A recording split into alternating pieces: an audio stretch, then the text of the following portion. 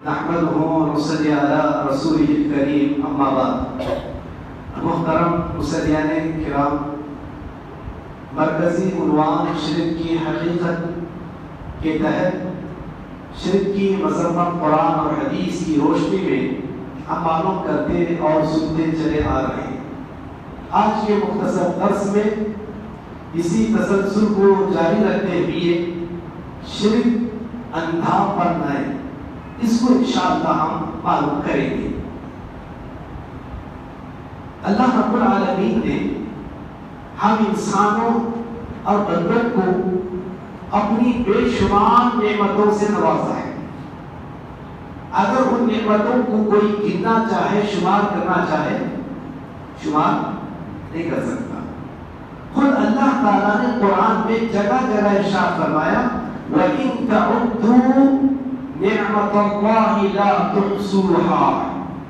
اگر تم اللہ کی نعمتوں کو شمار کرنا چاہو، شمار نہیں کر سکتے.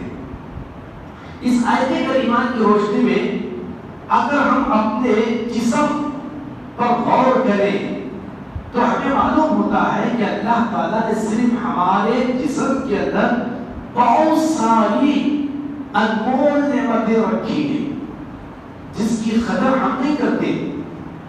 لیکن ان جسمانی نعمتوں میں سے 3 نعمتوں کا ذکر قرآن میں اللہ تعالیٰ بار بار کر رہا ہے اور یہ بتا رہا ہے کل قیامت کے دن ان 3 نعمتوں کے بارے میں سوال کیا جائے گا. بتا سکتے ہیں وہ 3 نعمتیں کون سی ہیں جو ہمارے جسم سے متعلق ہیں؟ جزاک اللہ. آنکھ، کان، دل. جزاک اللہ.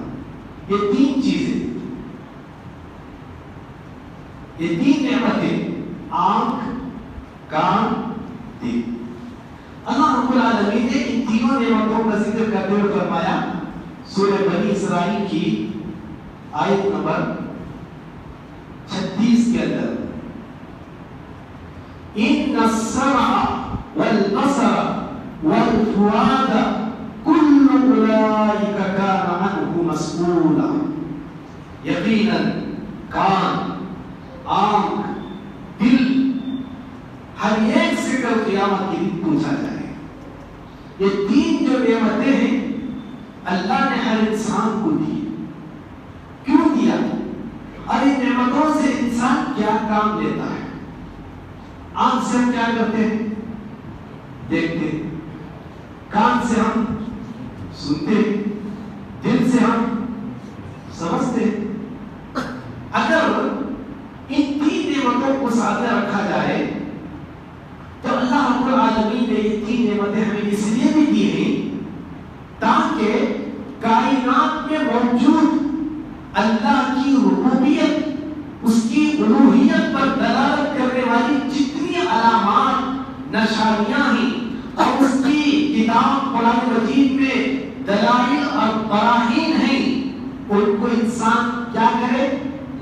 اپنی آنکھ سے دیکھے، اپنے کان سے سنے اور دل سے سمجھ کر قبول کرے اور اقرار کرے کہ ہمارا خالق، ہمارا مالک، ہمارا رازق، ہمارا مدبر، ہمارا متصرف اور ہمارا الہ، معبود، مسجود، عبادت کے لائق اگر کوئی ہے تو اللہ ہے.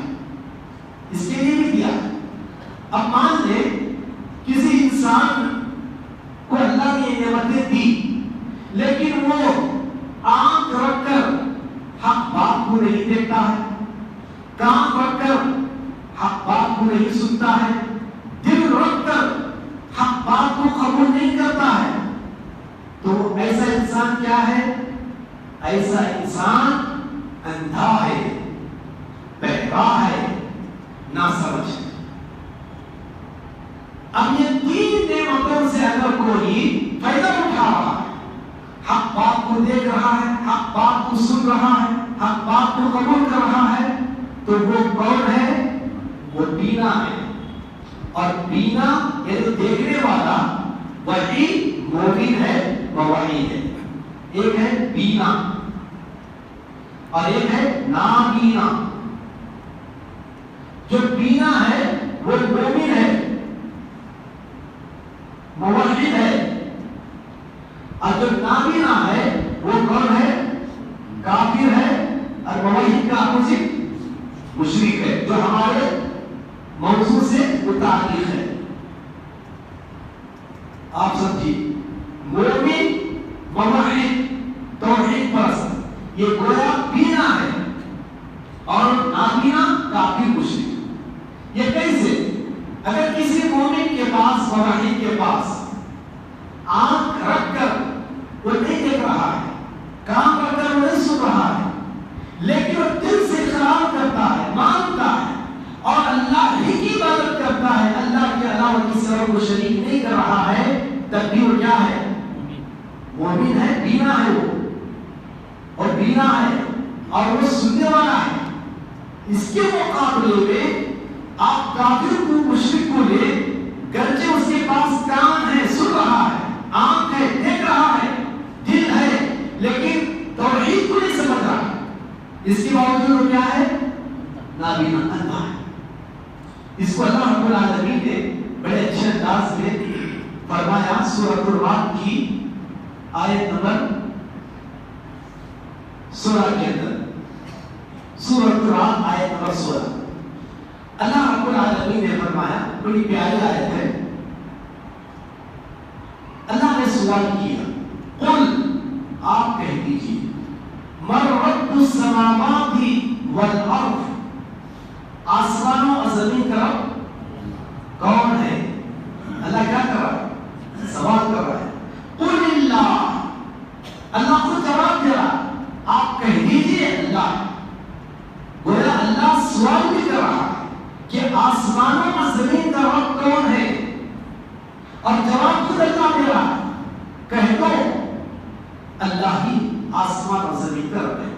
جب آسمانوں کا، زمین کا، بلکہ پوری کائنات کا، تمام جہانوں کا رب وہ ہے، تو الہ، معبود بھی وہی ہے، مسجود بھی وہی ہے. ہماری عبادت، بندگی، رکوع، سجود، ہر عبادت اور بندگی کے لائق کون سی ذات ہے؟ اللہ تعالیٰ ہے. پھر آگے اللہ تعالیٰ نے کہا، قل، آپ کہہ دیجیے، اَفَاتَّخَذْتُم مِّن دُونِهِ أَوْلِيَاءَ لَا يَمْلِكُونَ لِأَنفُسِهِمْ نَفْعًا وَلَا ضَرًّا. اے نبی صلی اللہ علیہ وسلم، آپ کہہ دیجیے کہ اس کو چھوڑ کر جن کو تم نے اپنا کارساز، مددگار بنا رکھا ہے، وہ اپنے نفسوں کے لیے بھی نفع نقصان کی طاقت نہیں رکھتے.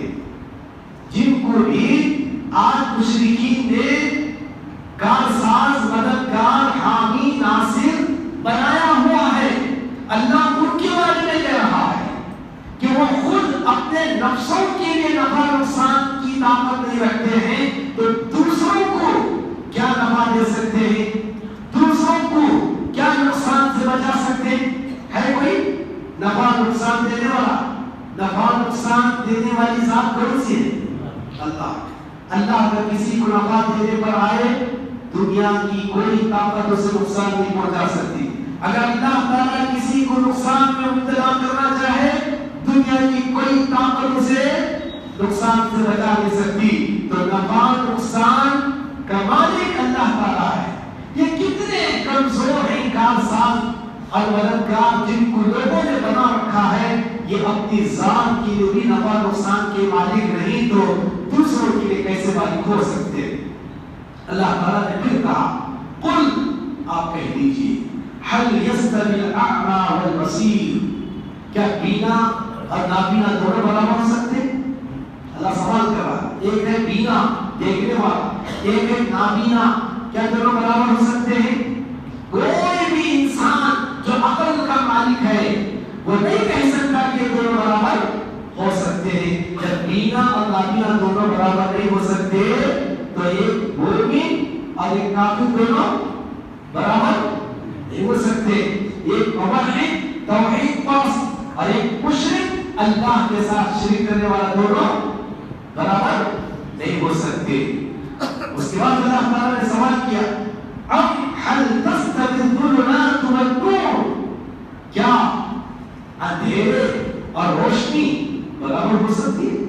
ایک طرف اندھیرے اور ایک طرف اجالا روشنی ہے، دونوں برابر نہیں ہو سکتے. تو اندھیرے اور روشنی جب برابر نہیں ہو سکتے تو توحید اور شرک برابر نہیں ہو سکتے. توحید کیا ہے؟ نور ہے، روشنی ہے، اجالا ہے. شرک کیا ہے؟ اندھیرا ہے، تاریکی ہے.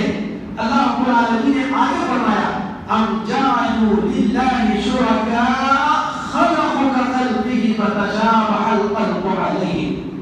یا اللہ کے لیے انہوں نے جو شریک بنایا ہے، کیا انہوں نے ویسے پیدا کیا جیسا اللہ نے پیدا کیا؟